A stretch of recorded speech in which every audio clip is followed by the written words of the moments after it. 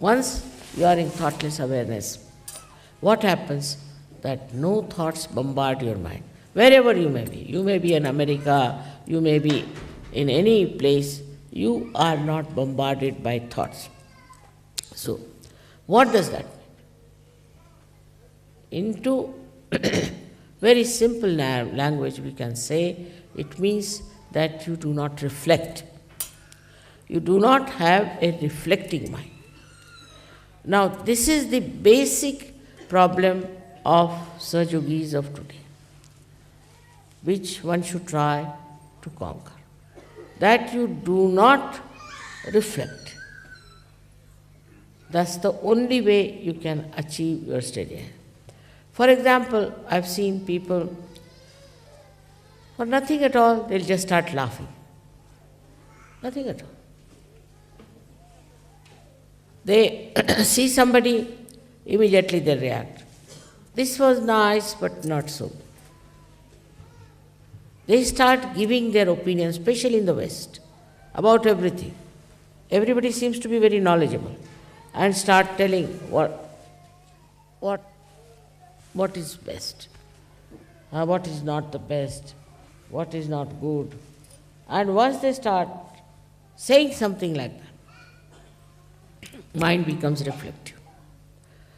If the mind is not reflective, then you are thoughtless awareness. Watch anything, just to watch, just to witness. You should not reflect. If you are using your mental power, then this power subsides. This is a very common defect with people, because I think you people are more intelligent, you think maybe, I think you are well educated, might be, I don't know, whatever you think. But this reflecting mind is a very dangerous thing for spirituality. You will never grow. And then with the reflecting mind, you have different emotions. With something, you reflect on somebody. Now, if it's your son or daughter or something, you get identified. Identification with some is artificial. It's not in reality. But because of this mind reflects, it identifies. Now, many identifications you have dropped out. For example, your bias about religion, about races, about maybe nationalities, you are dropped out. But still, I would say, the reflecting mind still acts. And this is the greatest hurdle for the progress of Sahaja Yogis of today. I've been thinking, why is it the reflecting mind is so active in Sahaja Yogis of today? If you could stop reflecting, immediately you establish yourself in the ocean of peace. You watch something, just watch. There's no ripple of thought in your mind. Then you become extremely creative. You become extremely dynamic. You become extremely compassionate. You have no fear.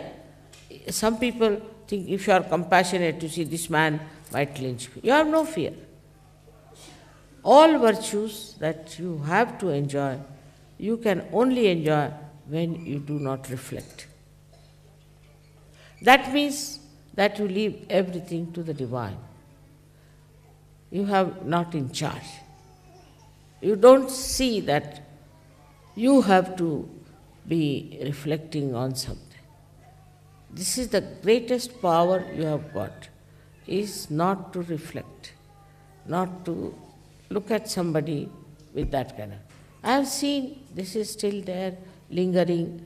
Perhaps I never told you about it. Maybe one of the reasons.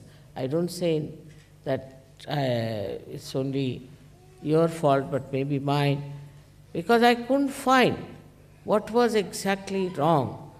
That is the reflection that you have about others. Now, I told you have introspection. For introspection, also it can be reflection. But that at least gives you idea as to where you are.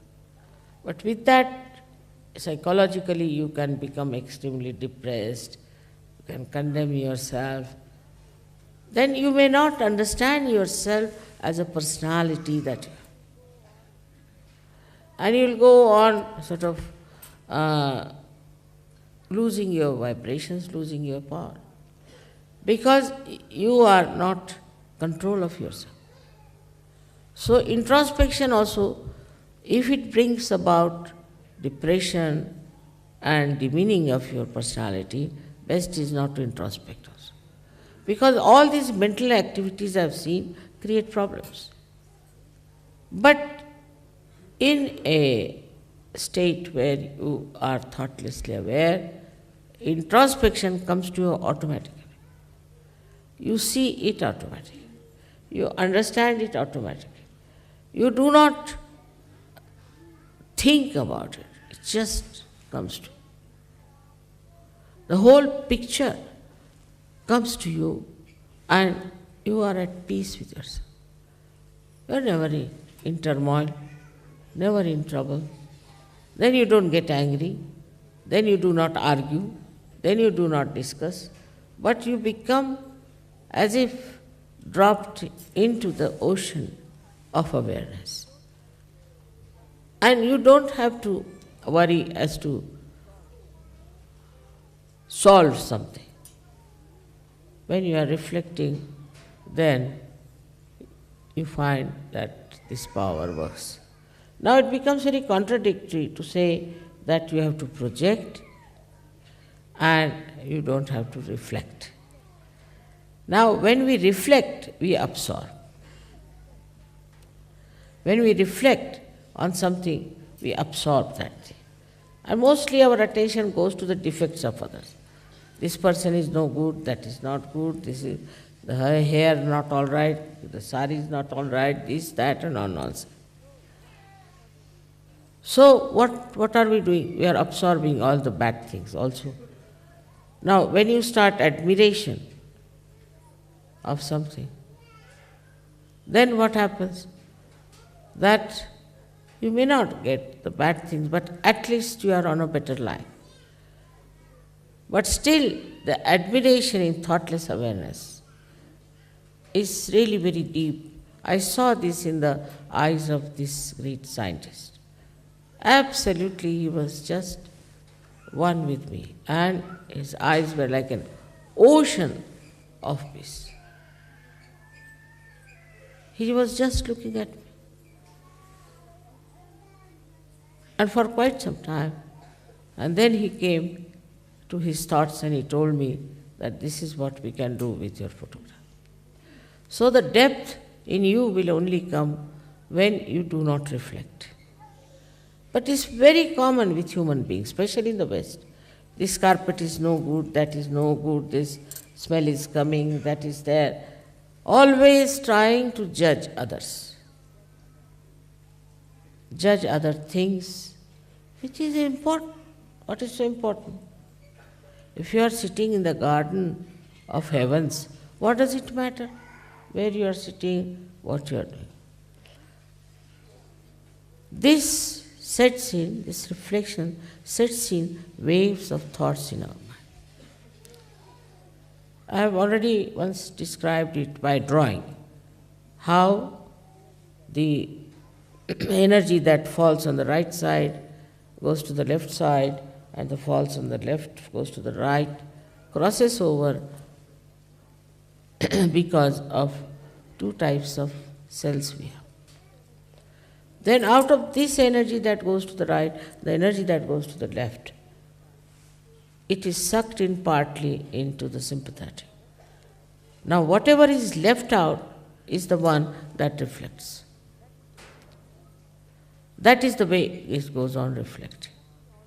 Now if you can suck in all that energy and put it on our sympathetic, then all our energies will be thousandfold much more.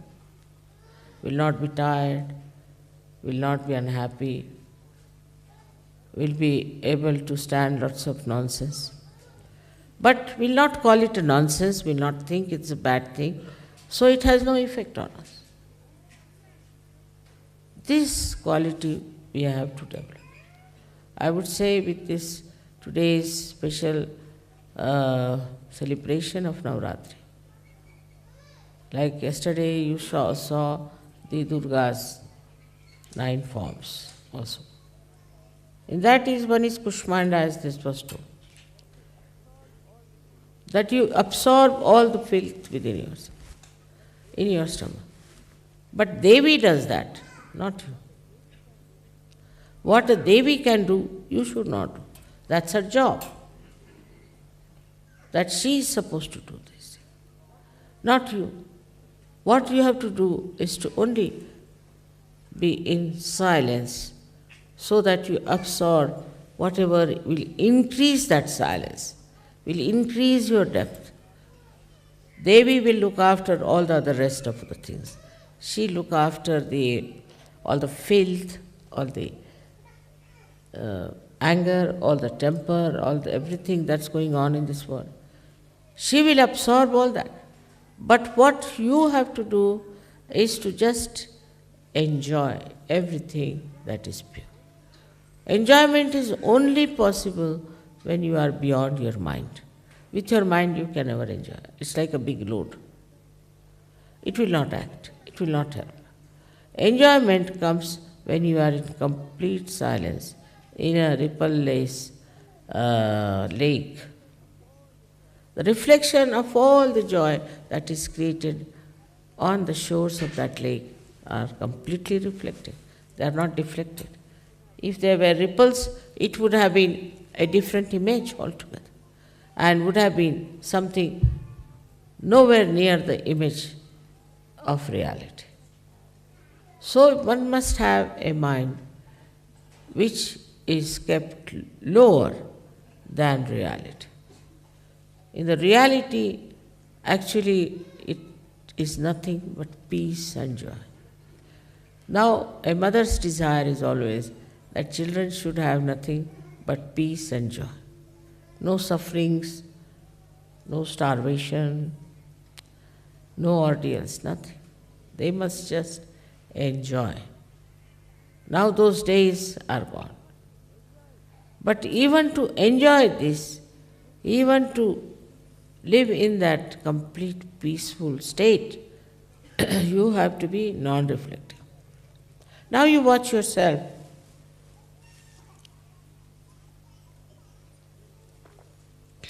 You will be amazed how much reflecting we are.